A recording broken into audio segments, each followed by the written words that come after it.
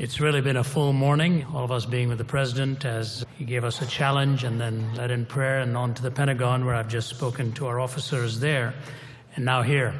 I got an email yesterday from somebody on the other end of the world saying, I was just noticing where all you're speaking tomorrow. Are you nervous? So I wrote back and said, if I weren't, I would be even more. And he's probably praying harder for me now that my thinking will clear before I start to speak. What a distinct honor it is for me to be here and speak to you on this occasion on the whole theme of prayer and calling the nation to prayer. You know, there's a small species of a bird that's called the Manx shearwater. I'm not much of a student of birds. That's not one of the ologies I specialized in. But a man I greatly respect, the famed John R.W. Stott, has spent many, many years just in bird watching and actually written a book on it.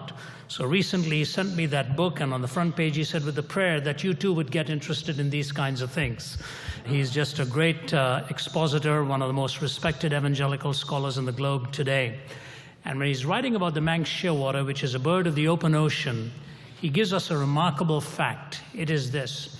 There's about 400,000 to 500,000 pairs in the world today, more than half of which make their home in two little islands in the southwest of Wales. They only come on land for one purpose, to lay their solitary egg, which generally is laid at the bottom end of a rabbit's burrow. And then they nurture that egg, and then they're off to the open again. And those studying that species wanted to find out how much they would be thrown off their own instinct if they were placed elsewhere. So in 1952, they took one of these little birds and placed her in Cambridge, England, about 250 miles away. Within 7 hours, she'd flown back to the island in the southwest of Wales. Next year, they took one and just freed that bird over Logan Airport in Boston, nearly 3,000 miles away. After 12 days of flying nearly 250 miles a day, that bird was back in the southwest of Wales. That homing instinct is an incredible feature of the creaturely world. And may I suggest to you that instinct to prayer is planted within your soul and mine. I remember born and raised in a home in India where I was really a skeptic for the first 17 years of my life. My parents belonged to an Anglican church, and I've often said I memorized the Anglican prayer book because I wanted to time when the service would end. I could tell you precisely when there were 7 minutes left to go so that I could get out of there and get onto the cricket field, which was my primary passion. And yet, when the organic chemistry exams were about to begin, or the math exams were about to begin, it was, oh my God, would you please help me? Dear God, I bend my knee before you this morning. As someone has said, you know, as long as there are math tests in schools, there will always be prayer in schools as well. It's the instinct of the human heart. And may I suggest to you, it's almost like breathing. You don't even have to be taught to breathe. And there are times in your life where with all of your skepticism, you will say, dear God, if you are there, if you are listening, it is because your soul is reaching to some power greater than yourself when you suddenly realize your own finitude. May I give to you a couple of examples of this? Many, many years ago, two of my colleagues and I were doing a lectureship in Budapest in Hungary. Hungary has produced per capita more Nobel laureates than any other nation in the world. And we were sitting around a table with about 7 or 8 men and women. One was the most renowned particle physicist of his time. There was a member of parliament and a couple of other very well-known people in the country. They had come to ask their questions about God. We were in this beautiful ballroom by ourselves at the center table, these chandeliers and all of that decorating the halls. And it was about 1 a.m, and we were getting exhausted. Any question you could think of, from philosophy, from historiography, from science, all of this, we're dealing with that. Now we're worn out. And I had to give a couple of lectures the next day. I said, do you folks mind if I bring this evening to a close and pray for the nation? Kind of taken aback. Very seldom has anyone said no to that request, and it just went like this. So I prayed. Prayed for the land, for the healing of the land, for all the tragedies they'd witnessed, for its young people, for these distinguished members around the table. When I opened my eyes, I wasn't expecting to see what I did. There were tears running down every one of their faces. Tears running down, trying to wipe them away. And we hugged them and went on our way to the hotel. Next day, they all drove over 1.5 hours to wherever I was speaking. And one of the men said to me, "Can I see you for a moment?" He said, "I'm a businessman here. I've never believed in God. Last night, I never went back to my room. I walked the streets of Budapest. And I just want you to know I've committed my life to God last night. I never ever thought that day would ever come." I don't think it was the arguments. I really don't think it was any attempt at the questions we made. It was the hunger of the soul that said, "I've missed this. I missed talking to God himself." And something happened during that prayer. I was sharing at the Pentagon how the well-known speaker from Korea, Billy Kim, often tells the story during the Korean War, how in the middle of the heat of that battle, one of the soldiers was ordered out of his trenches to go and rescue his fallen mates. And he looked at his watch and ducked for cover, didn't obey the command. The officer thought it had been done, and he moved on, came back a little later, saw him still there, and really scolded him and said, "I've ordered you to leave this, go and rescue your mates." He said, "All right, sir," looked at his watch and again ducked for cover. The third time, when he was discovered again not obeying and just trembling and shaking, he looked at his watch one more time, ran out of the shell hole, and rescued most of his fallen comrades. That night, one of them, looking at him all wearied, said, "What was the problem with you, looking at your watch every time you were commanded?" He said, "Well, I want you to know I don't believe in God. But I know my mother, how dearly she believes in God. And she told me what hour of every day she was going to be praying for me." And under the cover of her prayers, I was not fearful at all and was willing to take on anything. I've spoken to our troops in Qatar, in Doha, Qatar, at Ramstein, prayed with our wounded. In many of the bases I have been and seen, always at the end of each meeting, there's a lineup of some of the finest young men and women in the world, armed with some of the finest weaponry, asking if you'll just put your hand on their shoulder and pray for them. They want that power that is greater than what the military might alone can bring. The famed John Chrysostom, writing in the 400s, said this: "The potency of prayer had subdued the strength of fire. It has bridled the rage of lions, hushed anarchy to rest, extinguished wars, appeased the elements, burst the chains of death, subdued evil instincts, assuaged diseases, repelled frauds, rescued cities from destruction, arrested the progress of the thunderbolt. Prayer is an all-sufficient panoply, a treasure undiminished, a mind which is never exhausted, a sky unobscured by the clouds, a heaven unruffled by the storm. It is the root, the fountain, and the mother of 1,000 blessings." This was a great man who spoke those words 1,600 years ago, and at the end of it actually adds a postscript. Is that mere rhetoric? He said, "No, heaven knows no such cunning." I want to unpack the idea of prayer for you in the few minutes that we have together here. What does prayer recognize? What does prayer really do? The first thing is this: that prayer implicitly and explicitly recognizes the sovereignty of God over your life. That you are not completely sovereign over yourself. That there's a sovereign power that arranges the threads, that brings these threads together, if you will but respond to his nod. I remember years ago, before I wrote my book, The Grand Weaver, looking at God's purposes in individual lives, visiting a place where saris were made in India, in the great city of Varanasi, and watching rather surprisedly that it just took two people to do it. An older man sitting above a platform and his son sitting 2 steps below. Spools of thread all around the older one. And he would pull these threads together and nod, and the younger son would just move the shuttle from right to left or left to right at the nod of the father. A few days later, when you come back, you'd see a magnificent sari being woven, and you'd recognize all along the design was already in the mind of the father. The son was just responding to the nod and seeing those threads and the design coming together. Who would imagine in 1931, when a young British politician was on a lecture tour of the United States, that he nearly lost his life? He was crossing a broad avenue in New York, was hit by a car, hurled into the air, and in his own biographical words said, "I should have been smashed into oblivion." When he came landing with a thud on the pavement there, he was rescued, restored, went back to England. I'm referring to the famed Winston Churchill. What would the world be like today without the courage, the rhetorical power, the insight, and the unfailing strength of a man like that, our whole world would have looked different in history. But the hand of God, the threads of God were being woven. I think of our own great former president in Abraham Lincoln, probably one of the greatest minds who has ever lived. In the most splendid speech at his second inaugural address, barely 700 words. Critics hailed it as a speech without parallel and probably never to be equaled. 700 words. 14 times he refers to God and his power and his providence and his sovereignty over the affairs of human beings. And yet it is that speech that ends with the words so beautifully, with malice toward none, with charity for all. And listen to this line, with firmness in the right, as God gives us to see the right, let us finish the work.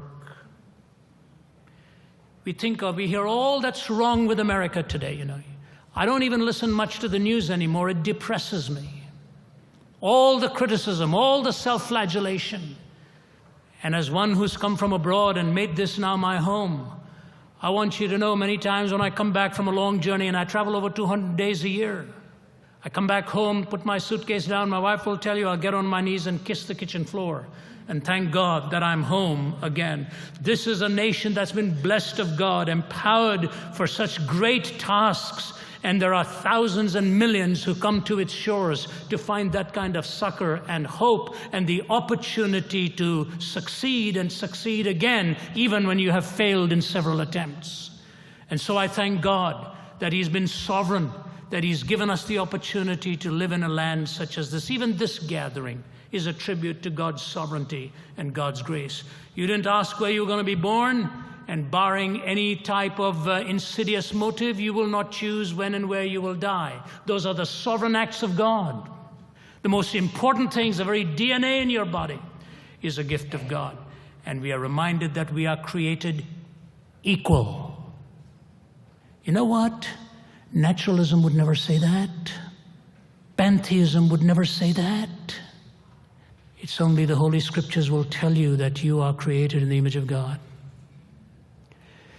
This questioner came to Jesus and asked him a wonderful question. Is it all right to pay taxes to Caesar?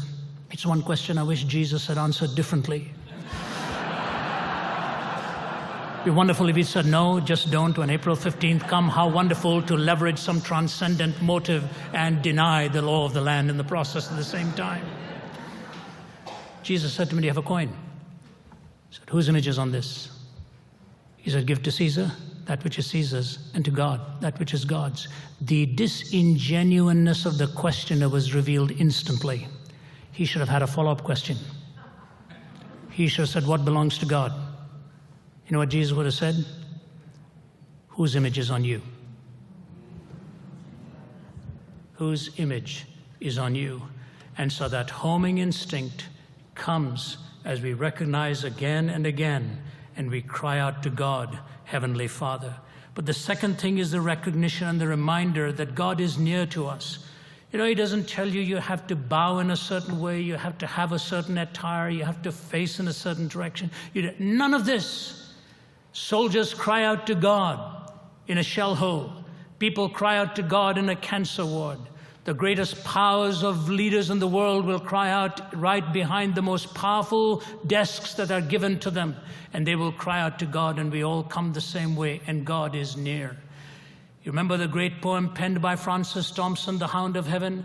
I fled him down the nights and down the days. I fled him down the arches of the years. I fled him down the labyrinthine ways of my mind. And in the mist of tears I hid from him, and from running laughter, down titanic glooms of chasmed fears, from those strong feet that followed after. And that magnificent poem, one of the greatest pieces of poetry ever written by this man, ends with the words, poorest, blindest, weakest, I am he whom thou seekest, thou dravest love from thee that dravest me. Thompson, when he penned that, didn't realize how much the Hound of Heaven was close to him, because Thompson was a failure in life. He was a drug addict, lived off opium, rejected from Oxford University 3 times in his applications, kicked out from his home, lived in 2 places with a dirty raincoat wrapped around him. he'd sell shoelaces and pencils to buy his drugs in the place of the Losers of the Lost in Charing Cross in London. He'd go to Charing Cross, buy his drugs, end of the day, go with his raincoat, dirty raincoat wrapped around and sleep by the River Thames. He'd pick up newspapers from the dustbins of London and write letters to the editor. The editor would say, a greater than a Milton is among us, but there's no return address. One day he picked up the scriptures and was reading the book of Genesis. And then he penned these words, O world invisible, we view thee. O world intangible, we touch thee. O world unknowable, we know thee. Inapprehensible, we clutch thee. Does a fish soar to find the ocean? An eagle plunge to find the air? Do we ask of the stars in motion if they have rumor of thee there? Not whether wheeling systems darken or our benumbed conceiving soars, the drift of pinions would we hearken, beats on our own clay-shuttered doors. The angels keep their ancient places, touch but a stone and start a wing. 'Tis your estranged faces that amiss the many splendored thing. But when so sad thou canst not sadder, crying upon thy so sore loss, shall shine the traffic of Jacob's ladder, pitched between heaven and Charing Cross. Yea, in the night, my soul, my daughter, cry clutching heaven by the hems, lo, Christ walking on the water, not of Gennesaret, but Thames. He is near you right now. You can call him Holy Father. I came to know Christ on a bed of suicide when I was 17. Desolate, desperate. My father just finished telling me I'd be a total failure in life. I was a born failure, he said.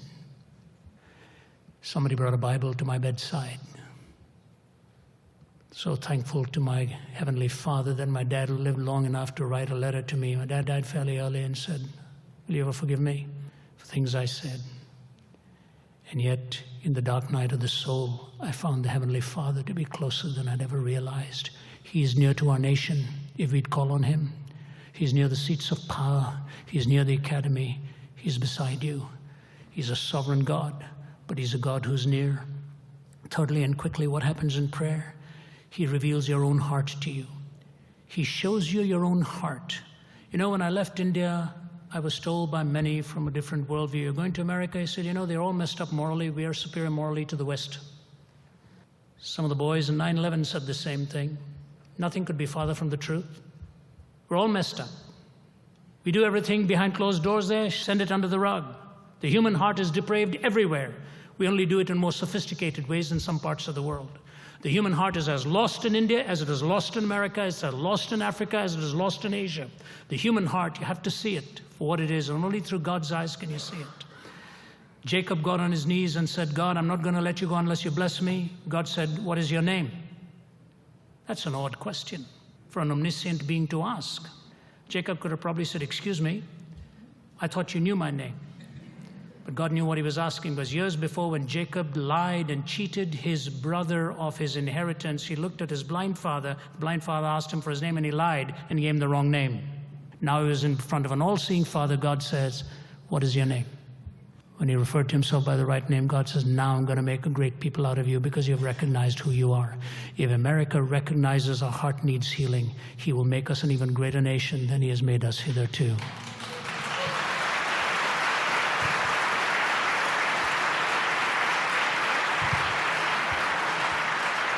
My time's almost gone, so let me just tie this together. Please forgive me if this illustration is a bit sensitive. I don't say it with any ill intent. 3 years ago, I was with the Archbishop of Canterbury. He'd taken 5 of us to the Middle East to talk to the leaders of all factions, to bring together some kind of semblance of peace, some discussion. There were many of those appointments I chose not to go because of our nation's caution on whom to see and not to see. But on the last day, I saw one of the leaders of Hamas, one of the 4 founders, the Archbishop. 5 of us were there. I went there for one reason. I had one question for him. He gave us a great meal, told us for 18 years he'd served in prison, some of his children had been lost in suicide bombings and this and that and all that. And I had a question. I said, Sheikh, I may never see you again, and forgive me if I'm asking you the wrong question. Please tell me, what do you think of suicide bombing and sending your children out like that? I didn't like his answer. I couldn't say much. The room was full of smoke. And after he finished his answer, I said, Sheikh, you and I may never see each other again, so I want you to hear me. A little distance from here is a mountain upon which Abraham went 5,000 years ago. to offer his son. You may say the son was one, I may say it's another. Let's not argue about that. He took his son up there. And as the axe was about to fall, God said, stop.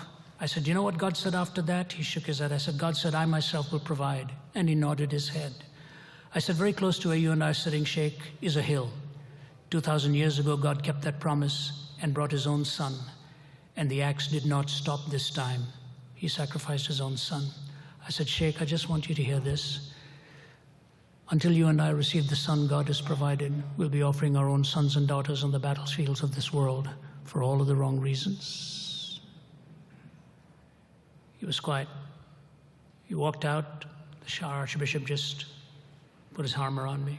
I'd actually said to him for many of the wrong reasons, not all, for many of the wrong reasons. So we walked out. As I was about to get into the SUV on my side, the Sheikh came over and he just patted me on my face, kissed me on both sides. As a strong man, just pulled me to him. He said, you're a good man. I hope I will see you again someday. That's all he said. God's provided his son. And he wants us to see our own hearts.